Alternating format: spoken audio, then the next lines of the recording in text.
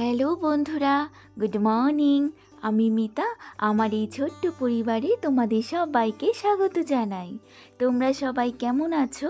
আমরা তো বেশ মোটামুটি ভালোই আছি। আজ হচ্ছে শনিবার, আর এখন ঘড়ির কাঁটায় ওই যে 7:30-8টা মতন হবে। আমি ঠিক মতন না ঘড়িটা দেখিনি। আর এখন আমি চলে এসেছি রান্নাঘরে। আর সকালে সমস্ত কাজকর্ম কিন্তু আমার কমপ্লিট করা হয়ে গেছে। সমস্ত বলতে একদমই সব কিছু। আর স্নানও হয়ে গেছে, পুজো দেওয়া হয়ে গেছে, একদম সব কিছু কমপ্লিট হয়ে গেছে। আর এখন এই যে রান্নাঘরে এসে 2 গ্লাস ছাতু বানিয়ে নিচ্ছি, একটা হাজবেন্ডের জন্য, একটা আমার জন্য। তো চা খেতে আজকে আর ভালো লাগছে না, সেই জন্যই কিন্তু ছাতুটা বানানো। আমি এই যে মাঝে মধ্যে চা খাই, আবার মাঝে মধ্যে কিন্তু একটু ছাতুও খেয়ে নিই। কেন কি বলো তো, ওই যে একঘেয়েমি চা খেতে বা একঘেয়েমি ছাতু খেতে একদমই ভালো লাগে না। সেই জন্য মাঝে মধ্যে চায়ের ফাঁকে ফাঁকে ছাতু বানিয়ে নিই। আবার ছাতু খেতে খেতে যখন ভালো লাগে না, তখন কিন্তু আবার চা বিস্কুট খেয়ে নিই। এইভাবেই কিন্তু ঘুরিয়ে ফিরিয়ে আমি সকালের খাবারটা খেয়ে নিই। চলো, আমার ছাতু বানানো রেডি হয়ে গেছে, এখন এটাকে খেয়ে নিই। আর এই দেখো, এদিকে কিন্তু আমার মাম্মাম উঠে পড়েছে। আর আজকে কিন্তু মাম্মাম একটু সকাল সকালে ঘুম থেকে উঠে পড়েছে। ও এত তাড়াতাড়ি কিন্তু ওঠে না, আর একটু লেট করেই ওঠে। তবে উঠে যতক্ষণ পড়েছে তখন তো আর কিছু করার নেই। চটপট করে মাম্মামকে এই যে ফ্রেশ করে দিয়েছি। আর ফ্রেশ করে এই যে এই চেয়ারটাতে বসিয়ে দিয়েছি। ছোট চেয়ারটাতে বসাইনি, আজকে আবার বড় চেয়ারটাতেই বসিয়ে দিয়েছি। কেন কি ছোট চেয়ারটাতে বসালে কি করে বলো তো, বারবার উঠে পড়ে। আর এখানে বসিয়ে দিলে ও কিন্তু সহজে এখান থেকে নামতে পারবে না। আর এখানে বসিয়ে দিয়েছি। আর ওকে কি খেতে দিয়েছি বলো তো, কালকে ওই যে কাজু, আমন্ড আর একটু ছোলা ভিজিয়ে রেখেছিলাম, সেটাকেই দিয়ে দিয়েছি। ওটা খেতে কিন্তু ও সকাল সকাল খুব ভালোবাসে, আর সেটাই বসে বসে খাচ্ছে। আর ওদিক থেকে আমি ভাতটাও বসিয়ে দিয়েছিলাম সকালবেলায়। আর আজকে সিদ্ধ ভাত করব না, কেন কি বলো তো, সিদ্ধ ভাত তো রোজই করি, তো ভাবলাম আজকে একটু অন্য কিছু করি। আলু সিদ্ধ তো বসাতামই, তো আলুটা আর সিদ্ধ করলাম না। আর ভাবলাম ভাজাও তো মাঝে মধ্যেই খাই, তবে আজকে একটু অন্য কিছু করা যাক। আজ যেহেতু শনিবার, সেহেতু কিন্তু পেঁয়াজ, এরকম করে পেঁয়াজ ভাজা আমি করতে পারবো না, পেঁয়াজির বড়া। তো সেই জন্য আলুটাকে এইভাবে কুচিয়ে নিয়েছি। আর এই যে বেসন আমার নেই, সেই জন্য একটু ময়দা আর একটু চালের গুঁড়ো দিয়ে আমি এই যে বাটারটা বানিয়ে নিয়েছি। আর আলুটা এর মধ্যে দিয়ে খুব সুন্দর করে কিন্তু মাখিয়ে নিয়েছি। আর এখন কিন্তু এটাকে আমি ভেজে নেব। একটা দিদিভাই আমাকে কমেন্ট করেছিলে, আমার শাশুড়ি মা তো 1 মাস হয়নি এখনও মারা গেছেন, তাহলে আমি পুজোটা কেন দিচ্ছি? তো সেই দিদিভাইটাকে আমি বলছি, দিদিভাই আমাদের 11 দিনের দিনে শ্রাদ্ধ হয়, আর 13 দিনের দিনে খাওয়া দাওয়া।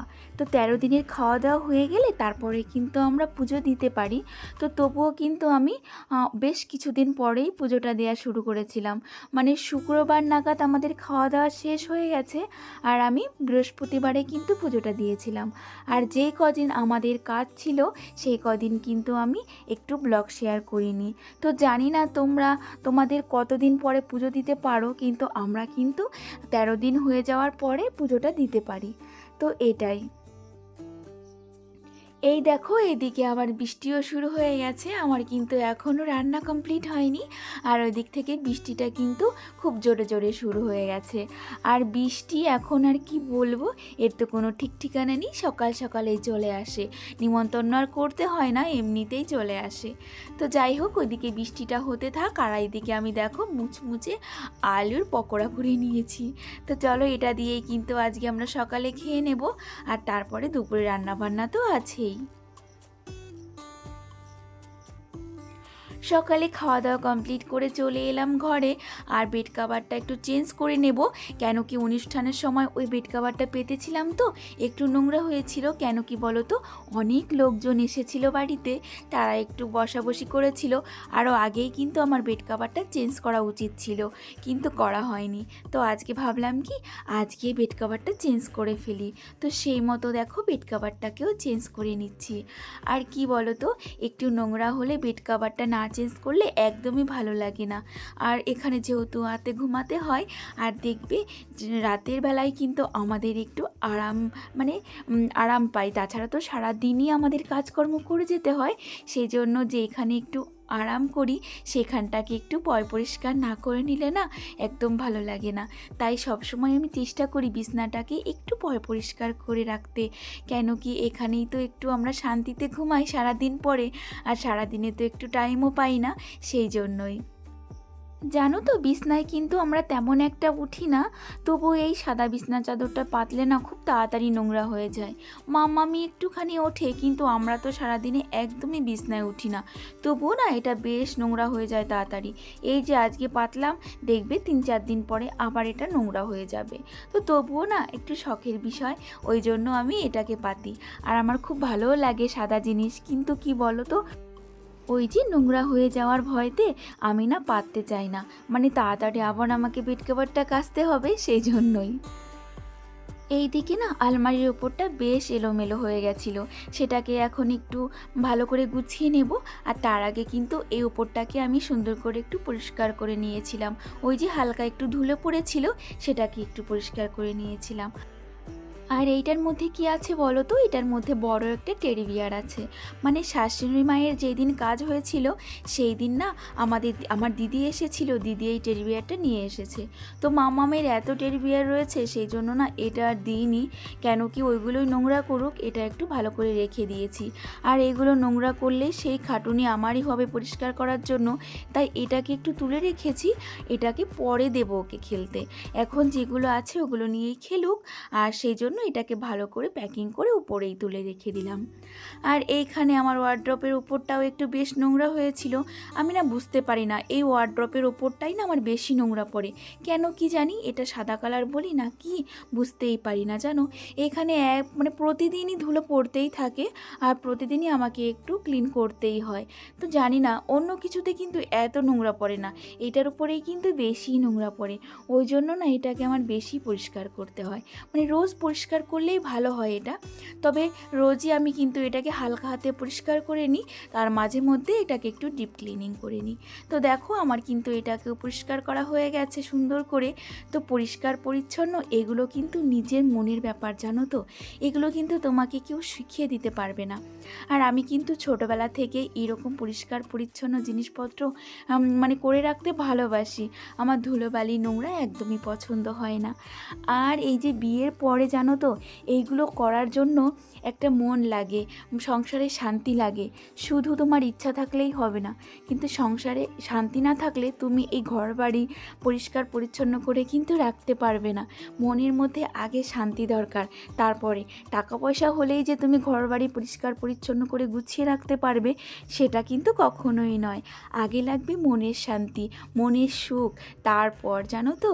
তো আমার সেই জন্য না এগুলো পরিষ্কার করে রাখতে ভীষণই ভালো লাগে, কেন কি আমার এই ছোট্ট ঘরটাতে আমি কিন্তু অনেক শান্তিতে থাকি। আর সেই জন্য এটা পরিপাটি করে গুছিয়ে রাখতে আমার বেশি ভালো লাগে, কেন কি আমার হাজবেন্ড কিন্তু খুবই ভালো মানুষ। আর সেই জন্য মনের মতন একজন ভালো মানুষ পেলে পরে কি বলো তো, সংসারের সমস্ত কিছু কাজকর্ম করতে আর গুছিয়ে রাখতে কিন্তু বেশ ভালো লাগে, জানো তো, মানে মন দিয়ে সমস্ত কিছুই করা যায়। তো সেই ক্ষেত্রে আমি কিন্তু খুব লাকি যে আমি এমন একটা ভালো মানুষ পেয়েছি, আর আমার এই সংসারটাকে এত সুন্দর করে গুছিয়ে রাখতে পারছি। আর আমার এমনি সব দিন ইচ্ছা ছিল যে আমার ঘর বাড়ি আমি কিন্তু সুন্দর করে পরিপাটি করে গুছিয়ে রাখবো। সেই জন্য ঘর আমার তেমন ভালো না, তবু কিন্তু ঘরটাকে আমি সুন্দর করে গুছিয়ে রাখি। সবাই বলে বাইরে থেকে আমার ঘর অতটা ভালো দেখতে না, কিন্তু ভিতরে আসলে সত্যি মানে কল্পনাই করা যায় না এত সুন্দর করে আমি গুছিয়ে রাখি। এটা কিন্তু অনেকেই বলে, মানে যারা আমার ঘরটা দেখেনি তারা বাইরের থেকে বুঝতেই পারবে না যে আমি ঘরের ভিতরে এত সুন্দর করে গুছিয়ে রাখি। আর কেউ যদি ঘরে চলে আসে তারা তো সত্যি অবাকই হয়ে যায় যে বাইরে একটু বোঝা যায় না যে তোমার ঘরটার মধ্যে এত সুন্দর গুছিয়ে রাখো। কেন কি আমাদের ঘরটা তো অনেক পুরনো, এবার বাইরে থেকে সেটা অনেকই পুরনো লাগে, ভালো লাগে না, কিন্তু ভেতরে আসলে কিন্তু বেশ ভালো লাগে। মানে ওই যে আমি গুছিয়ে রাখি না, সেই জন্য। কাজের ফাঁকে মাম্মামের কিন্তু দুধটাও বসিয়ে দিলাম, কেন কি মাম্মাম কিন্তু দুপুরে স্নান করে দুধটা খায়। ওকে তো সকালে ভাতটা খাইয়ে দিই, তারপরে কিন্তু মাম্মামকে দুপুরের দিকেই আমি দুধটা খাওয়াই।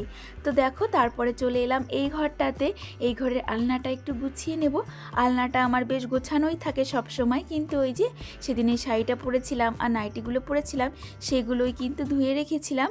তো সেটাকে দিয়েই এখন কিন্তু আমি আলনাটা সুন্দর করে আবার একটু গুছিয়ে রাখবো।